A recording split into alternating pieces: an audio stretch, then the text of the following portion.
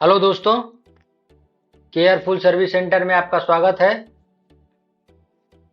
आज हम लोग सीखेंगे इस कंप्रेसर की बैंडिंग को कैसे टेस्ट करें, जिसमें कि हम लोगों को कॉमन रनिंग स्टार्टिंग निकालना है।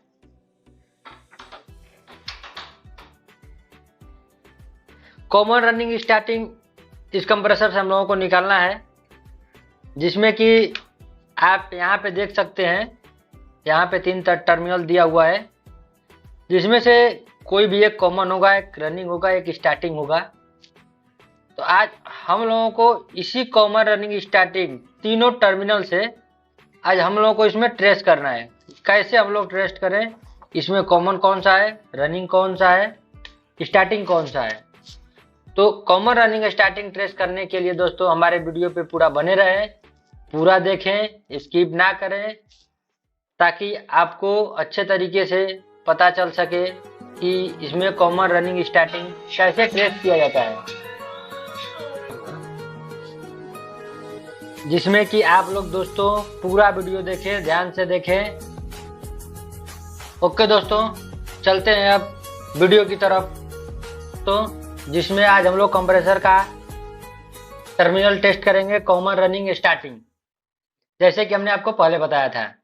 तो सबसे पहले हम लोग दोस्तों इसमें एक कॉपी एक कलम ले लेते हैं। इसमें कॉपी कलम लेते हैं, जैसा कि हम आपको दिखाएंगे। 3 टर्मिनल यहाँ पे बना हुआ है, तो तीनों टर्मिनल को, ये 3 टर्मिनल बना हुआ है, तीनों टर्मिनल को हम इस पर कॉपी पे बना लेते हैं। जैसे कि 1 2 3। किसी भी चीज का एक मान निकालने के लिए हम उसका सबसे पहले नाम रखते हैं। जैसे कि हमने इसका मान x रख दिया, इसका मान y रख दिया और इसका मान z रख दिया, जिसमें कि x और y और z इन तीनों में से कोई एक कॉमन होगा, कोई एक रनिंग होगा और कोई एक स्टार्टिंग होगा, जिसमें कि हमको पता नहीं है। इसमें हम लोगों को पता करना है। तो हम तो कॉपी पे बना लिए, कंप्रेसर भी आप देख रहे हैं।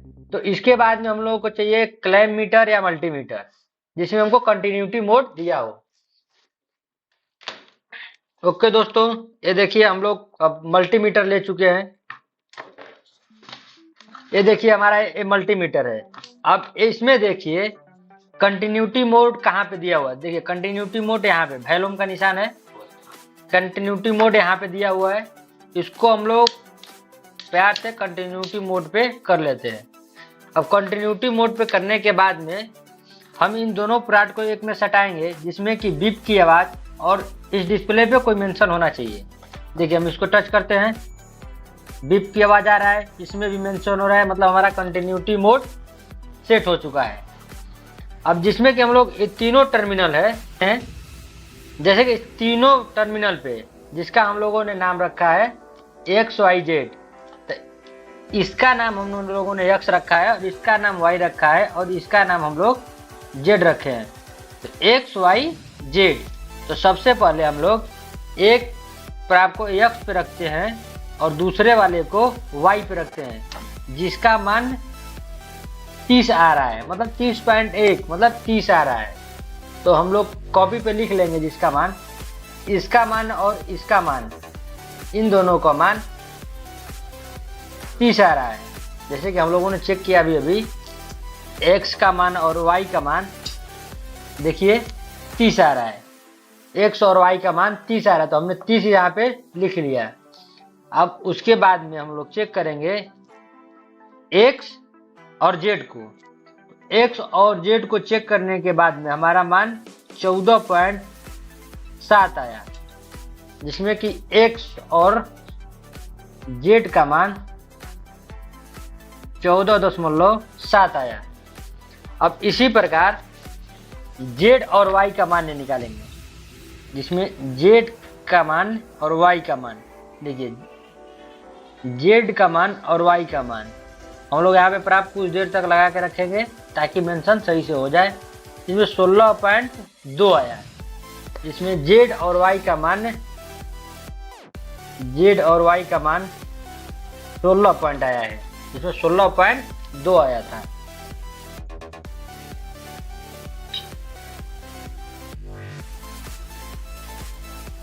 16.23 आ रहा है।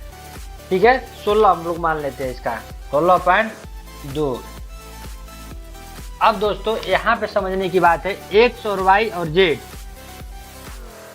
एक्स वाई और जेड इन तीनों में समझने का मानना है कि जैसे कि एक्स और वाई का मान 30 आया है और वाई और जेड का मान 16.2 आया है और एक्स और जेड का मान 17.7 आया है। तो इसमें हम लोग को ये ध्यान देना है किसका मान सबसे ज्यादा है। तो मान हमारा सबसे ज्यादा 30 है, 30 दिखाई दे रहा है आपको, इस सबसे ज्यादा मान 30 है, 14 भी कम है और 16 भी कम है, तो इसका मान 30 हुआ। तो 30 यानी एक्स और वाई का मान 30 आया है, तो इसके अपोजिट साइड मतलब एक्स और वाई का मान 30 आया है, जो एक हमारा टर्मिनल बचा वो हमारा कॉमन हो गया।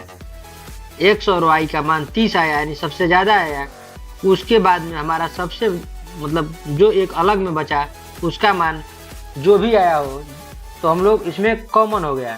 तो जिसमें कि जेड वाला, जिसमें हम लोग मेंशन जेड किए थे, जिसका हम लोग नाम जेड रखे थे, वो हमारा कॉमन हो गया। अब इसके बाद में कॉमन से लगा के हम लोग चेक करेंगे एक्स को और वाई को। जैसे कि हम लोग जेड पे लगा के चेक करेंगे एक्स और वाई को, जिसका नाम कॉमन आने से पहले इसका नाम जेड था, अब इसको हम लोग कॉमन मान लेते हैं, जेड नाम हटा के इसको कॉमन कर लेते हैं। कॉमन पे से लगा के चेक करेंगे और एक्स और वाई को। जैसे कि दोस्तों देखिए, अगर हम लोग इसको कॉमन पे लगाने के बाद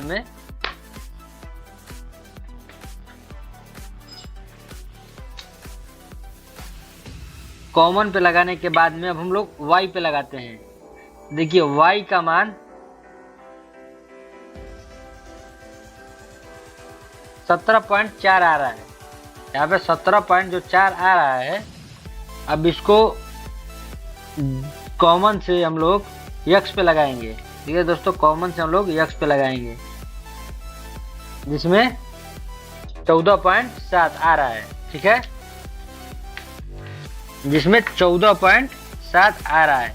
तो हम लोगों को इतना ध्यान देना है कि जैसे कि हम लोगों ने इन दोनों का मान ज़्यादा हो तो कॉमन मान लेते हैं, इन दोनों का मान अगर ज़्यादा है तो इसको अपोजिट साइड वाले को हम लोग कॉमन मान लेते हैं। उसके बाद में हम लोग कॉमन से और ये देखना है कि यक्स वाले पे ज़्यादा मान आ रहा है या वाई वाले पे। अगर मान यक्स वाला पे ज़्यादा आ रहा है तो रनिंग यक्स होगा, अगर मान वाई वाले पे ज़्यादा आ रहा है तो रनिंग वाई होगा।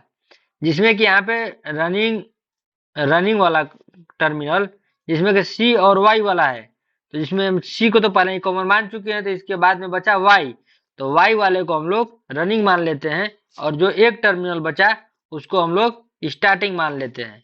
ठीक है दोस्तों, ऐसे हम लोग कॉमन, रनिंग, स्टार्टिंग को अपना ट्रेस करके कंप्रेसर को चेक कर सकते हैं कि कंप्रेसर हमारा सही है कि खराब है, कैसे किसमें कौन सा लाइन जाएगा, इसमें कौन सा लाइन जाएगा, किसमें कौन सा लाइन जाएगा, किस पे हम लोग रिले का तार लगाना है, किस पे क्या लगाना है।